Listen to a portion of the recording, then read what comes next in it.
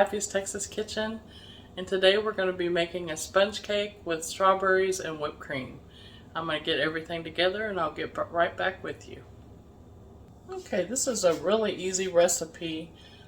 You'll just need 6 eggs, 1 cup of sugar, 1 cup of flour, 1 teaspoon of baking powder, and a teaspoon of vanilla. I'm going to break in my eggs. My eggs are room temperature. And if for some reason you forget to take out your eggs ahead, or you just decide you're in the mood to make a cake, you can place your eggs in some warm water for about 30 minutes and they'll come up to temperature faster for you. And then I'm going to go ahead and just let the eggs mix for about a minute by themselves.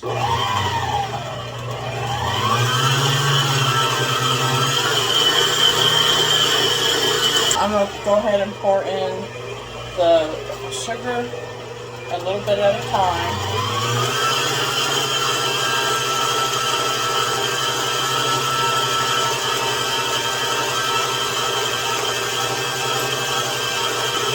And what happens in this cake is that we're going to let this beat for 10 minutes. I'm just going to set a timer and just let it go. But what happens in this cake is we're going to work up all this volume in the eggs, and that's most of your leavening. And so you want to make sure that your eggs and sugar really cream well together for at least 10 minutes.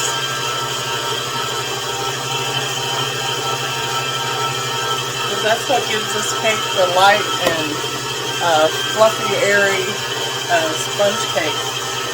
Okay, well, I'm going to set a timer. I'm going to let this beat on high, and we'll be back with you. Okay, I've let this go for 10 minutes, and I'm going to go ahead and add a teaspoon of vanilla. I'm just going to eyeball it. And I'm just going to turn that on just for a second, let that mix in. I've got my oven set to 350. You're going to cook it at 350 for 40 minutes, and I would not open my oven to check it at all until at least 30 minutes, because you don't want to take the chance of the cake falling. I'm going to show you how fluffy it rose. It's all the way over halfway full now with the egg whites and sugar. Now what we're going to do is, I've already sifted my flour once. I've already sifted it once, but I'm going to do half of the flour in here. And this is 1 cup of flour and 1 teaspoon of baking soda. And I'm going to go ahead and sift that again in here. This just helps make the cake really light and airy. And even though I sifted it once, there's still just a few little balls of flour in there. And then you're going to want to fold this in. We're trying not to knock down all that airiness that we built up mixing it. And you just want to mix that in until you don't see any more flour. And then we're just going to repeat the step. You want to make sure you go all the way down to the bottom. Okay, then we're going to mix in the other half of the flour and baking soda. And I thought this would be a nice cake for Easter, a nice spring cake, because you can decorate it with any type of fruit. You can just leave it plain. You can mix it with powdered sugar if you want. And we just want to make sure that we get all the flour incorporated. Just folding it, make sure you don't have any streaks of flour.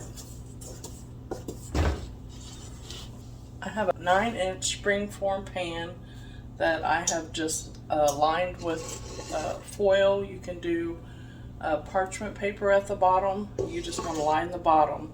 You do not want to butter the pan on this cake, because the cake needs to be able to rise up against the sides of the cake, and if you butter the sides, it will not be able to rise as good. So I've just got the bottom of this line. If you don't have a springform pan, you can put this in 2 9-inch pans or two 8-inch pans, separate pans. And if you're going to make this like a layered cake, it actually would be easier to probably go ahead and just do it in two separate pans if you're going to want to put like whipped cream and strawberries in the middle of it. And I'm going to go ahead and get this poured into the pan, and then we're going to get it into the oven.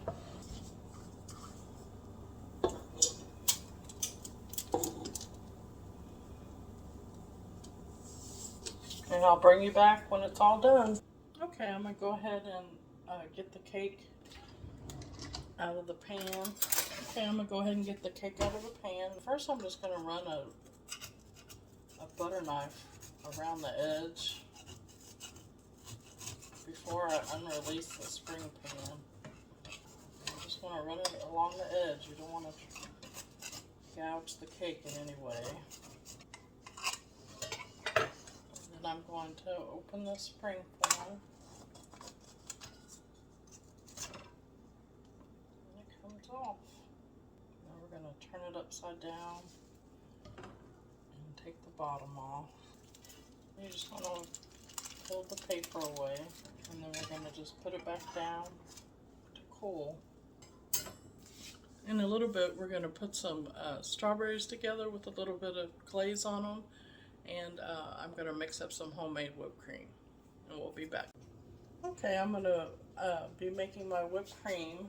I have 2 cups of heavy cream in my mixer, and I'm going to go ahead and start that out on low, just so it don't go everywhere.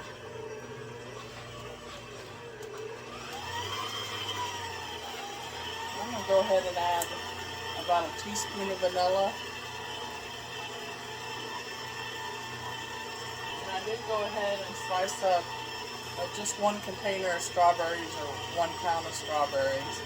And I sprinkled about a tablespoon of sugar over them. They're not real ripe right now, so they weren't real sweet.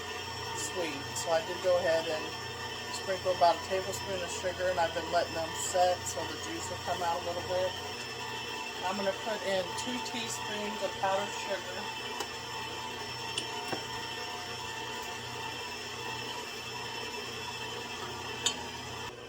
The powdered sugar has cornstarch in it, and that will help your whipped cream set up better and stay longer. And you really want to watch the cream as it mixes. You don't want it to over whip. It can turn into butter if you let it over whip, so you really have to watch it. You just want it to be kind of like egg whites. When it comes to like a stiff peak, whipped cream will be ready. Another way that you can stabilize it is to put pudding mix in it. You just need 1 tablespoon per cup of milk, and that also works really well. It actually works longer than your whipped cream will last longer than with the powdered sugar, but I was out of pudding mix. I thought I had one up there, but I thought I had a vanilla, but it turned out to be butterscotch, so I didn't think that would go good with strawberries and cake. I'm going to let this go for just a little bit, and we'll be back. Okay, and this looks just right to me. You can see it's thick, but it's not over mixed.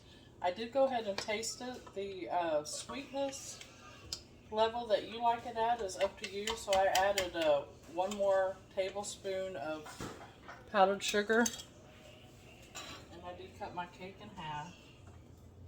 What you need to do is if you want to do that, is just to take a serrated bread knife and just go around, turn as you go around, and it makes it easier that way.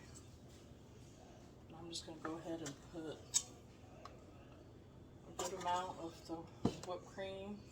Try to half it between the middle and the top.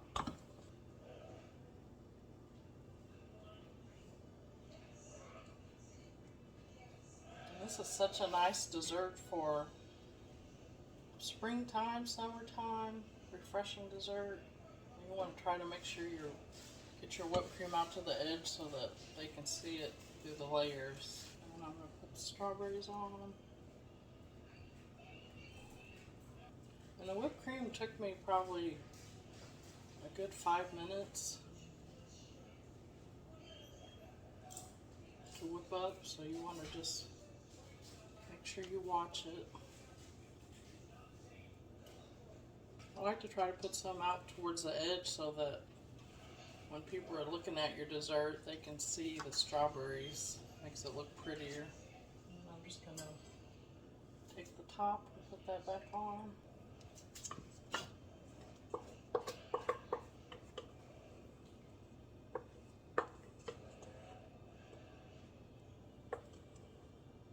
On the top, I'm just going to make a big mound of whipped cream in the middle and just sprinkle the strawberries all over the top. Because when you eat with your eyes first, so it's good to make it look pretty. And then I'm going to just take the remaining strawberries. I'm going to go ahead and take up that juice that they made and just pour that over the top. And there we go. And I'm going to get one of the boys to come taste test, and we'll be back in just a minute.